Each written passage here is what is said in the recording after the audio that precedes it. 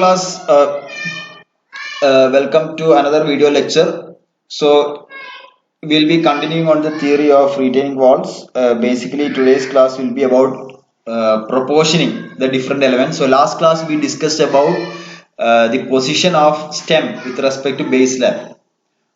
So today we will be discussing about proportioning of different elements including their thickness as well as how to design each element of a retaining wall. So this will be hopefully the last theory class, and after this, from next class onwards, we will be solving a full cantilever retaining wall as well as a counterfort retaining wall.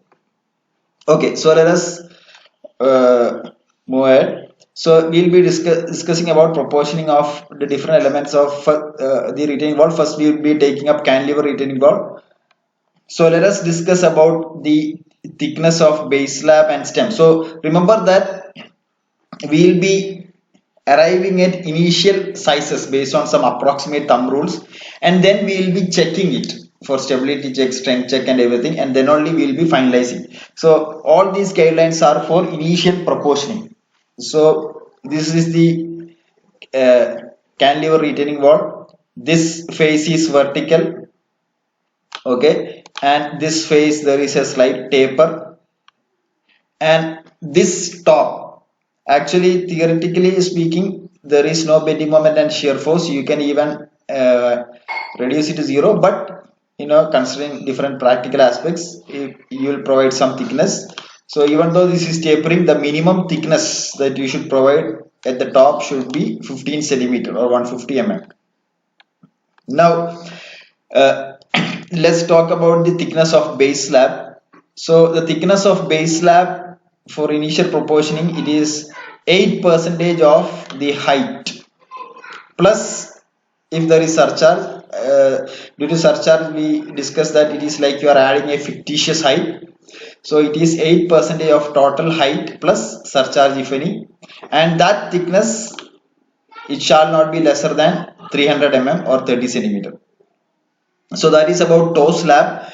Now heel slab bottom thickness for initial proportioning, we will take it slightly more than the thickness of base slab. So whatever you get for this as a thickness of base slab, you slightly increase it and provide it for the bottom of the heel. Okay, so and one more thing you would note here is, see, the retaining wall, what you have to understand is all the three parts of a cantilever retaining wall, like the stem, toe portion and heel portion, three of them are individually cantilevers.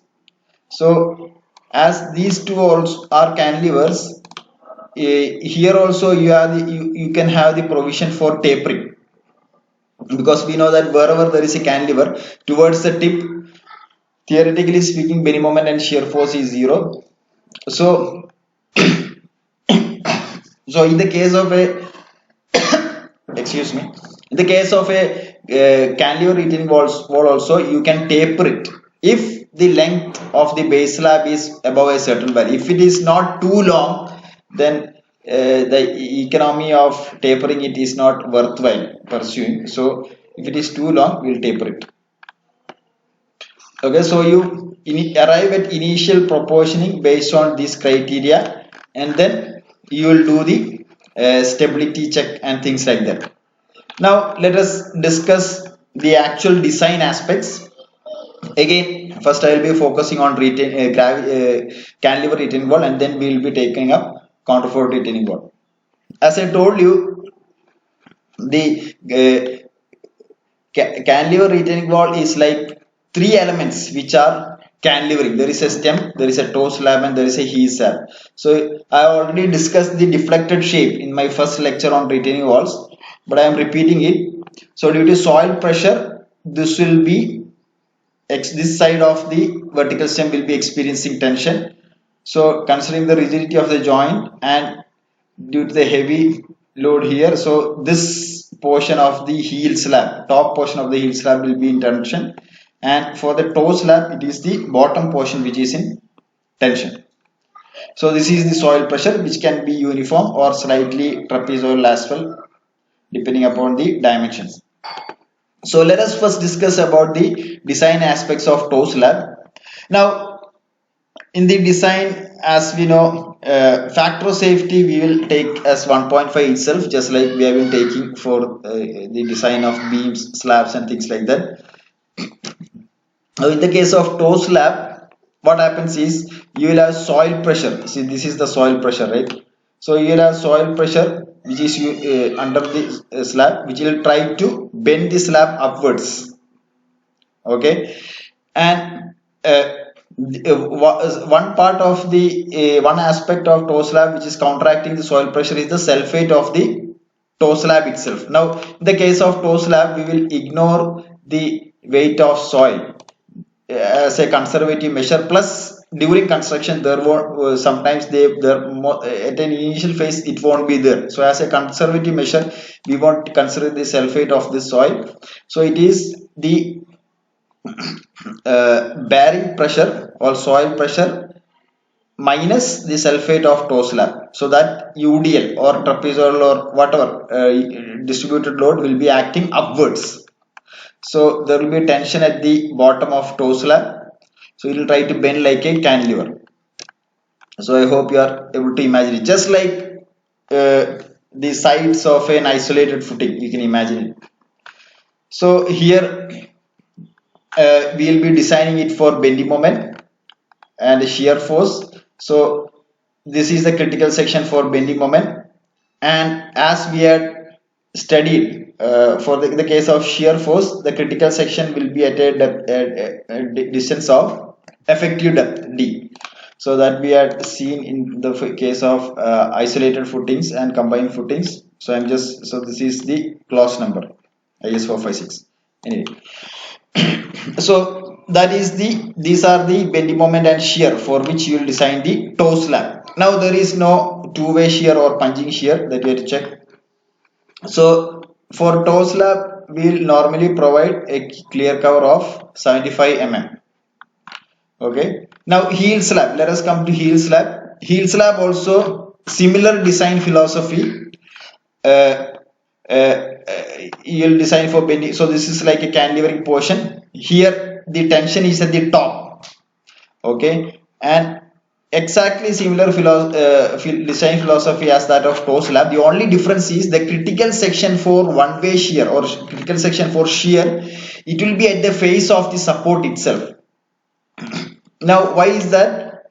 Because this is because of a clause in IS 456. I think I discussed it earlier. Anyway, I'll come to that. So see, just like footings, even for beams as well, for shear we will take the critical section as effective depth at a distance of effective depth from the face of support. But there is a particular case when support is like upwards and load is coming down. So in that case alone, as per figure 2 of IS 456, you have to take the critical section at the face of the support, not at a distance of D. So here also it's a similar scenario. The weight of overburden pressure, weight of this soil is much more than the soil bearing pressure at the bottom. So this load will be more from top to bottom. So you have this heavy load and your support is towards the up direction. So critical section will be at the face of the retaining wall, not at a distance of D for one-way shear. So that is in accordance with this particular clause. So that is all about the design of heel slab. Anyway, we will be doing a full problem. So this is just the approximate theory. And all the things are same as toe slab, except that the critical section of our shear is also at the face of the retaining wall. Now, when you come to the stem portion, it is like a vertical cantilever, right? So here also, sorry, excuse me. So a bending moment critical section will be at the interface. Critical section for shear will be at a distance of D. Clear cover, since it is some parts are outside the soil, it is lesser clear cover, which is 50 mm, and then So what happens is, see, in the case of the stem portion, due to this height, the bending moment will be more critical than shear. Okay, so bending moment will be the one that governs the design.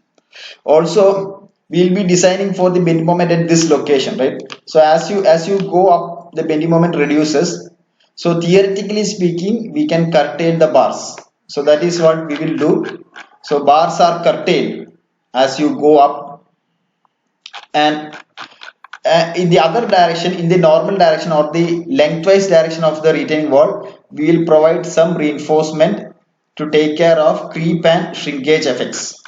So that reinforcement is 0.12 percent of gross area. It is directly from IS 456, the whatever criteria we use for slabs, minimum reinforcement for slabs. So that is about the stem portion. So here, this is the tension phase. Main bars will be like this bars we will reduce it, curtail certain bars as you go up. In the other direction, in the normal direction, means in the direction normal to the plane of paper or the plane of screen, we will provide reinforcement along both sides to take care of creep and shrinkage to the tune of 0.12 percentage. And this side also, vertical reinforcement, strictly speaking, it is not required, but as a safety measure, we will provide some nominal vertical reinforcement along this side, since it is also the exposed face. Okay, so that much is the proportioning and design aspects of cantilever retaining wall. Now let us discuss the proportioning and design aspects of counterfort retaining wall. So counterfort retaining wall, what was it? We had already seen. So in case as a memory, as a refresher, I'll just show you once again. So this is counterfort retaining wall. So cantilever retaining wall, what happens is, beyond a certain height, it becomes very uneconomical. So we'll go for counterfort retaining wall, in which there is triangular shaped counterfort which are spaced at regular intervals. Now there is one more retaining wall which is known as buttress wall. So counterfort retaining wall and buttress retaining wall are same, except that in the case of counterfort retaining wall, the counterfort is provided towards the soil side. So this is the soil side. See, you can read this: retained earth on this side. In the case of buttress retaining wall, the soil is on the other side. So we had discussed this in the earlier theory class. Anyway, so let us discuss the proportioning aspects of counterfort retaining wall. So normally the spacing of this counterfort is 1/3 to 1/2 of the height of the wall. And this is, as I told you, for counterfort retaining wall, this is provided at the towards the soil side, as you have seen in this figure. And sometimes in certain scenarios, just like you have a triangular counterfort here, on the toe side also. So remember, this is the heel side. See, the soil is this side, right? This is the heel, this is the toe. So sometimes on the toe side also, we will provide a triangular buttress. Okay. Now, as we said, the providing of counterfort is essential for economy, as the retaining wall goes about a certain height. So by providing counterfort, the thickness of stem and base slab can be reduced considerably. For initial proportioning, stem and heel slab thickness can be taken as 5% of the height. So what is the height? 5% of that can be taken as the initial thickness. It shall not be lesser than 300 mm. Now we said that sometimes a front buttress is provided. So if a front buttress is provided for the toe slab, initial thickness can be taken as 5%, which is 0.05. Or if it is not provided, it is just like what the scenario we had seen for the cantilever retaining wall. So in that case, we had taken it as 8%, right? So we had taken it 8. So if the buttress is not provided at the top, we have to use 8%. Now talking about the counterfort itself, its thickness can be taken as 6% of height, 0.06 height, and not less than 300 mm. Okay, so with this initial proportioning, we will carry out the stability check and things like that. Now let us talk about design aspects. Now what happens is, in the earlier case of cantilever retaining wall, all the three elements were cantilevering. So now when since you have this buttress, it is like an additional support. So for the stem portion, it is like it is like a two-way slab which is supported on three supports, one, two, three, and this is free. Similarly, heel slab also, it is supported on three edges, one, two, and three. Here it is free. So that is about the design of heel and sorry, stem and heel. Now about the top portion, if you are providing that in a buttress on this side, it is also similar to this, but otherwise it is like a cantilevering slab, which is similar to the design aspects which we had discussed for the cantilever retaining wall. So what happens is, if you look at the plan of this, I've drawn a 1D plan. So this is the top of the retaining wall. This is the buttress. So the soil is hitting like this on this side. So it will try to bend like this. So if you see, actually the retaining wall of the design of a counterfort retaining wall is very complicated, because it is supported on three, means the stem and heel portion is supported on three sides. But if you are approximating that its action along the counterfort direction is predominant, then it will be something similar to this, and that there will be tension at the support of the counterfort retaining wall towards the soil side, and towards the middle it is tension on the other side. So accordingly we have to provide the reinforcement. So anyway, we'll be doing a full problem. So whatever you can understand based on this, you try to grab it. Otherwise, we'll be discussing a full problem. But the essence is this: this will be these two slabs will be supported between counterforts, and their predominant. It won't be cantilever anymore. In the earlier case of cantilever, it was purely cantilevering, but its action will change in the case of counterfort retaining wall. Now let us discuss the design of the counterfort itself. So this counterfort itself, what you have to understand is the soil is hitting from this side, right?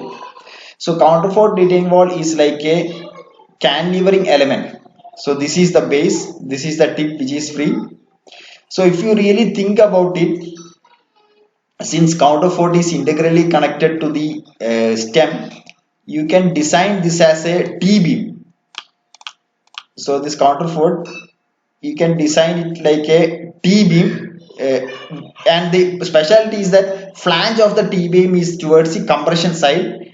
Not only that, the cross section of the T-beam increases as you go down. I hope you are able to visualize this. I should have drawn probably a plan here. Okay, anyway, you try to understand what you can. Remaining we'll cover it up when we do the problem. So this counterfort is like a T-beam with increasing depth, and this is the tension phase. So you will be providing main steel along the sloping direction. Okay, so remaining part we will take it up, don't worry. So next class onwards, I will be starting a full problem on cantilever retaining wall. We'll complete that, and then I will do a full problem on counterfort retaining wall. If you have any doubts, please let me know. Thank you.